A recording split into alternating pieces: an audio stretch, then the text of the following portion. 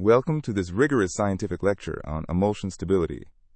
Today we're going to explore why Hollandaise sauce and mayonnaise can suddenly split, even when you're whisking continuously.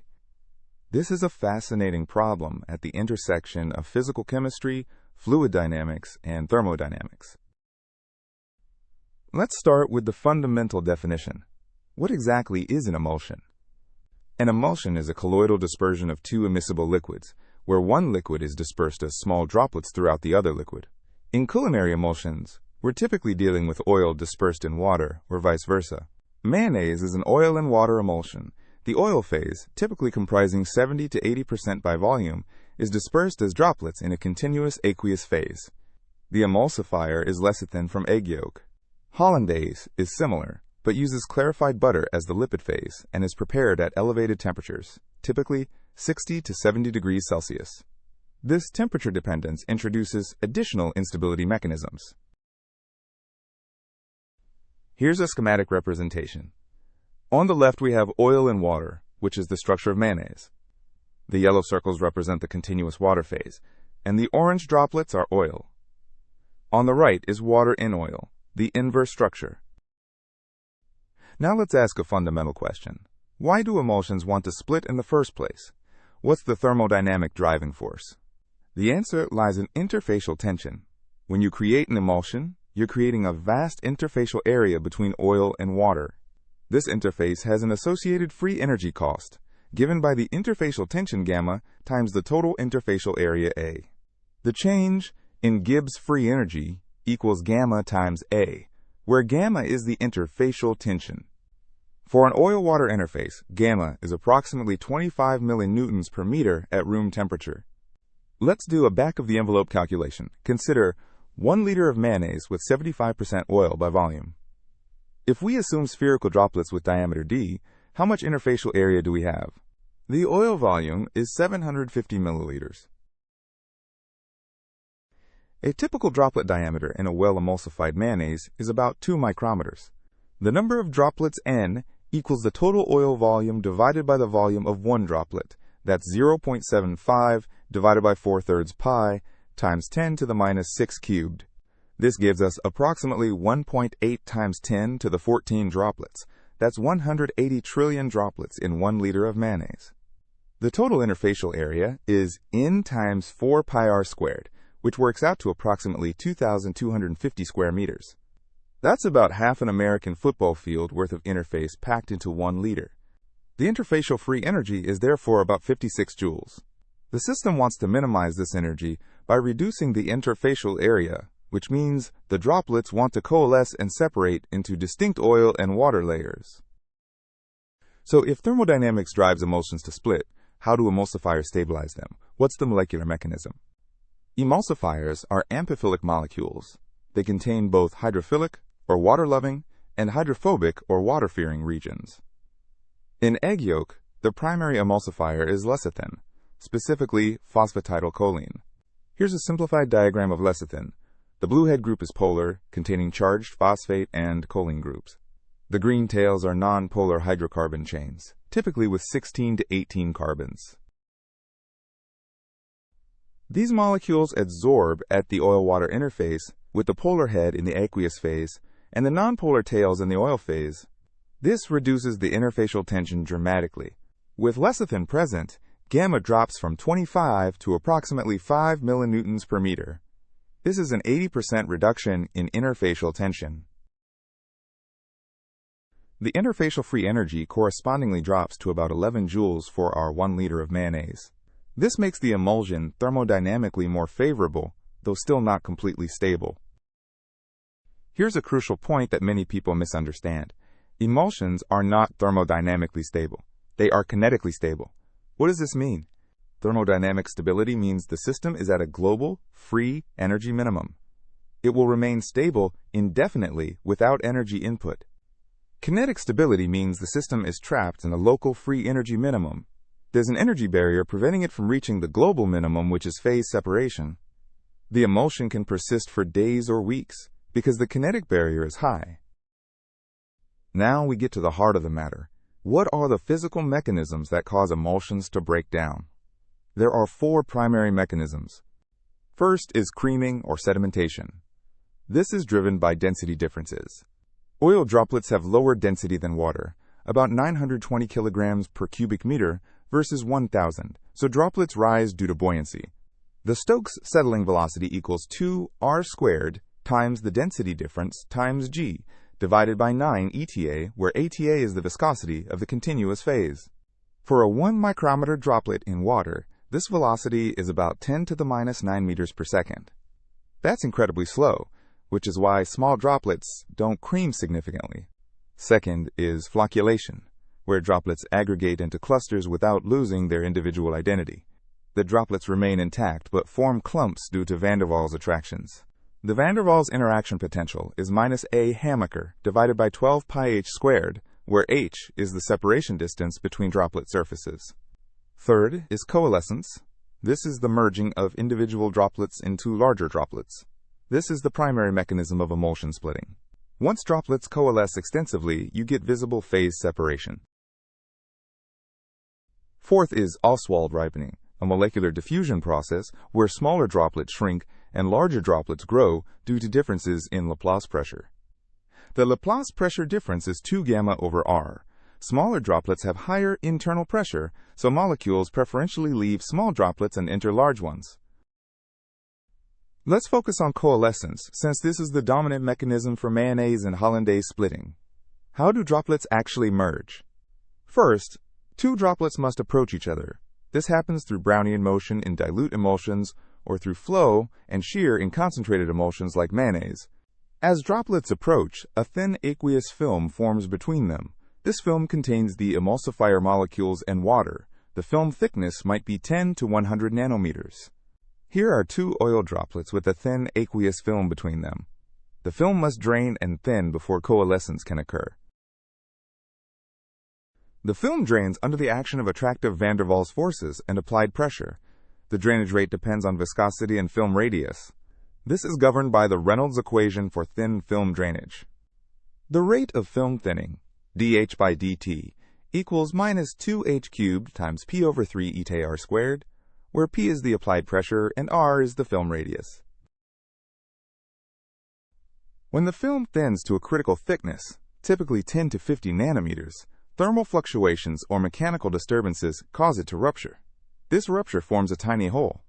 Once a hole forms, it expands rapidly, driven by interfacial tension. The 2 droplets merge into one larger droplet. The timescale for this final step is microseconds, extremely fast compared to the film drainage time, which can be seconds or minutes. Now we can address the core question. Why can emulsion split even with continuous whisking? Shouldn't the mechanical agitation prevent coalescence? Whisking creates 2 competing effects. On one hand, it breaks up large droplets and maintains small droplet size. On the other hand, it increases collision frequency between droplets, which can promote coalescence if the emulsifier layer is insufficient or compromised. Droplet breakup during mixing is characterized by the Weber number, the ratio of inertial forces to interfacial tension forces. The Weber number equals rho versus squared d divided by gamma, where v is the characteristic velocity and d is the droplet diameter.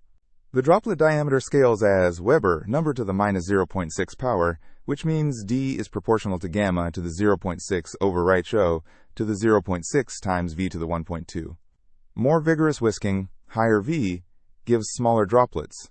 However, there's a minimum droplet size achievable for a given amount of emulsifier. If you break droplets too small, there isn't enough emulsifier to cover all the newly created interfacial area. This brings us to a critical concept, emulsifier coverage. Each emulsifier molecule occupies a certain area at the interface. If you don't have enough emulsifier molecules, you can't stabilize all the droplets. A single lecithin molecule occupies about 0.7 square nanometers at the interface when closely packed. The maximum surface excess concentration, gamma max, is 1 over a molecule, which is about 1.4 times 10 to the 18 molecules per square meter. Let's calculate the minimum droplet size we can achieve with a given amount of lecithin.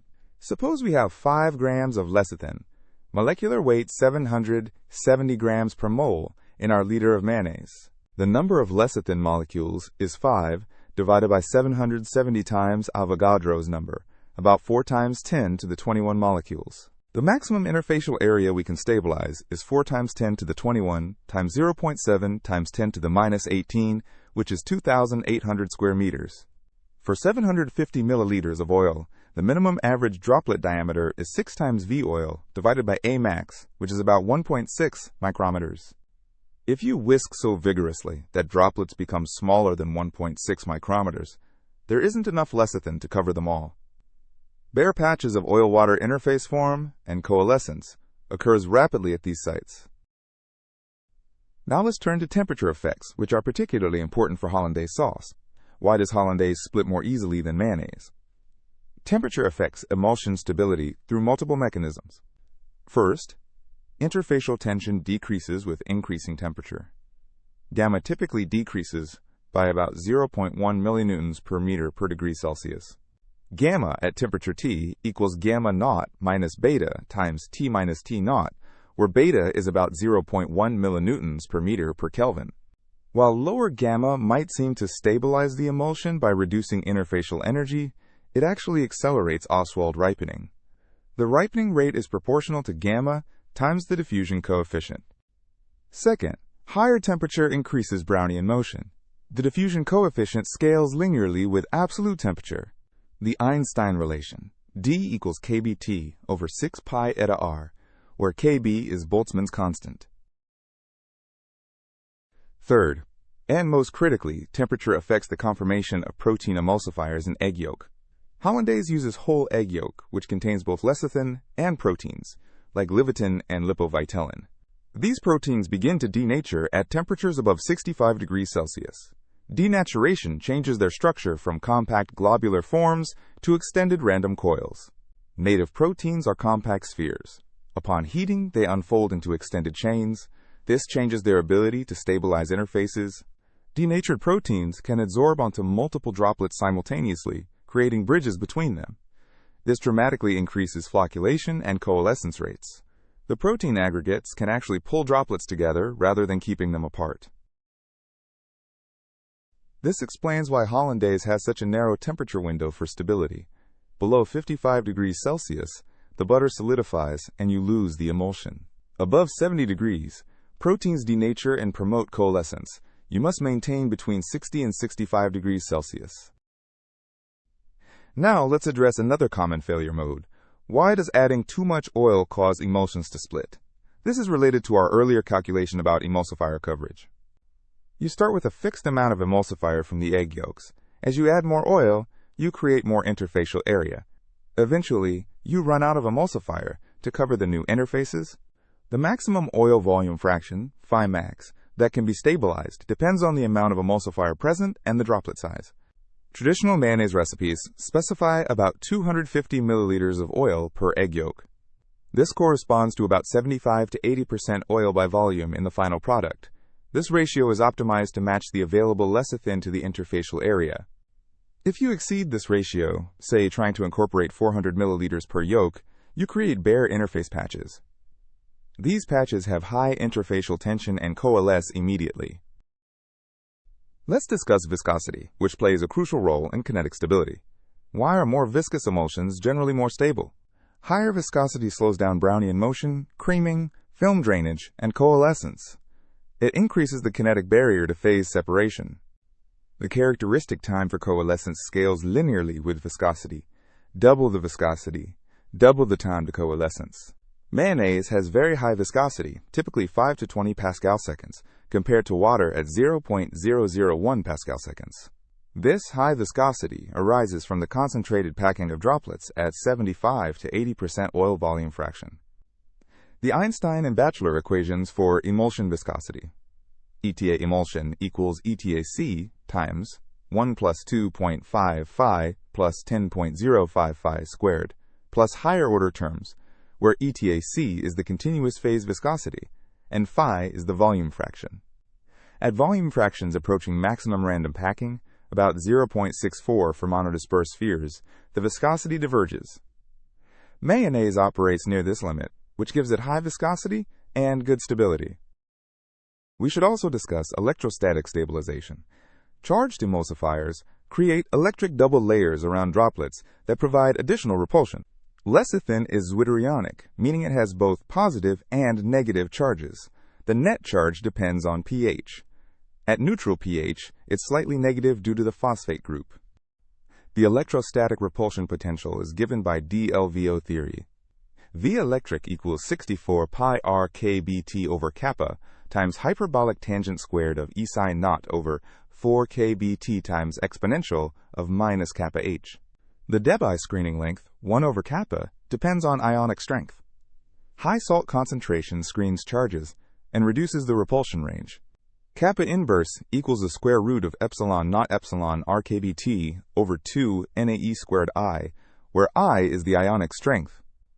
This explains why adding too much salt, like lemon juice or vinegar with dissolved salts, can destabilize an emulsion. It reduces electrostatic repulsion between droplets. Let's work through a quantitative example. Can we estimate how long it takes for an emulsion to split once the conditions start to go wrong? Consider two droplets of radius 1 micrometer, separated initially by 10 micrometers. They approach due to Brownian motion. What's the collision time? The collision time scales as h squared over d, where h is the initial separation and d is the relative diffusion coefficient. For two identical droplets, d equals 2 kBt over 6 pi eta-r.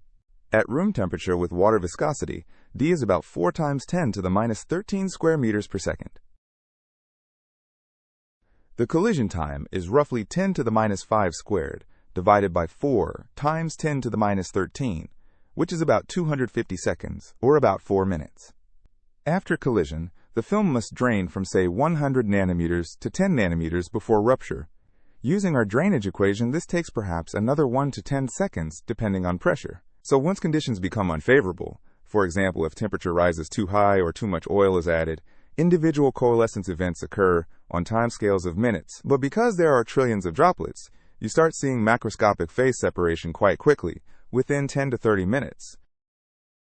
Now that we understand the mechanisms, what are the practical strategies to prevent emulsion splitting? First, maintain the appropriate emulsifier to oil ratio. Don't add too much oil for the amount of egg yolk available. Traditional recipes are optimized for this. Second, control temperature. For Hollandaise, keep it between 60 and 65 degrees Celsius. Use a double boiler and monitor with a thermometer. Third, add oil slowly while whisking constantly. This ensures droplets remain small and well dispersed. Adding oil too quickly overwhelms the emulsification process. Fourth, if the emulsion becomes too thick or starts to look grainy, add a small amount of water or lemon juice. This dilutes the oil phase and provides more continuous phase for droplet dispersion. Fifth, if an emulsion does break, you can often rescue it. Start with a fresh egg yolk in a clean bowl. Whisk in the broken emulsion very slowly, treating it like you would treat oil. The fresh emulsifier can re-emulsify the separated phases. There's an advanced concept worth mentioning: phase inversion temperature. At certain temperatures, emulsions can spontaneously invert from oil and water to water and oil, or vice versa. The phase inversion temperature, or PIT, depends on the hydrophilic-lipophilic balance of the emulsifier and the oil-to-water ratio. For non-ionic surfactants, PIT is well defined. For ionic surfactants like lecithin, it's less sharp but still exists.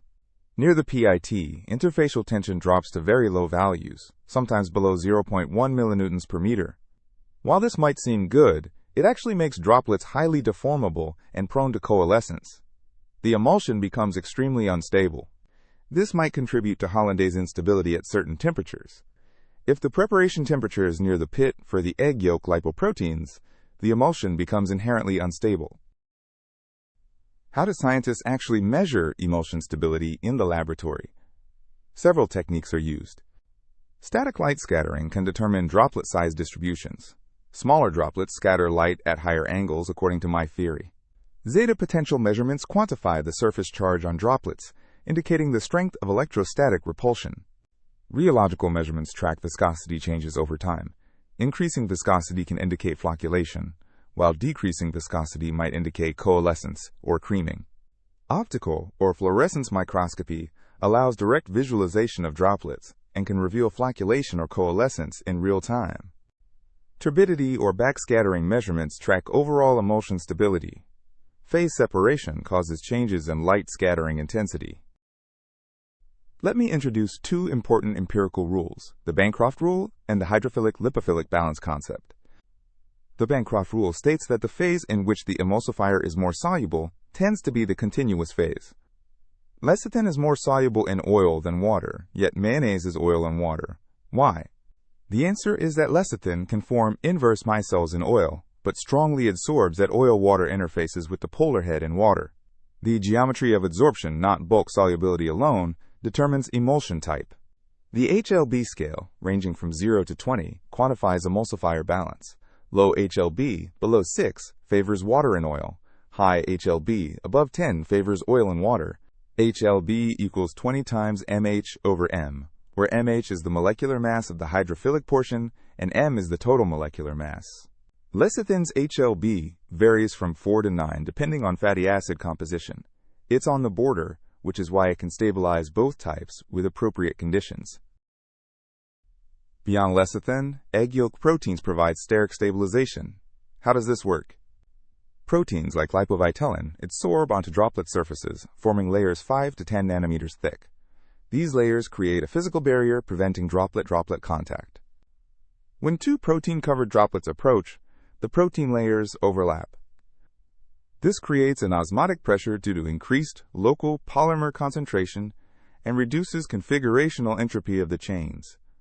Both effects are repulsive. The steric interaction potential scales as kBt times N polymer, the number of polymer chains per unit area. Unlike electrostatic stabilization, steric stabilization is relatively insensitive to ionic strength. This is why protein-stabilized emulsions tolerate salt better than lecithin-only emulsions.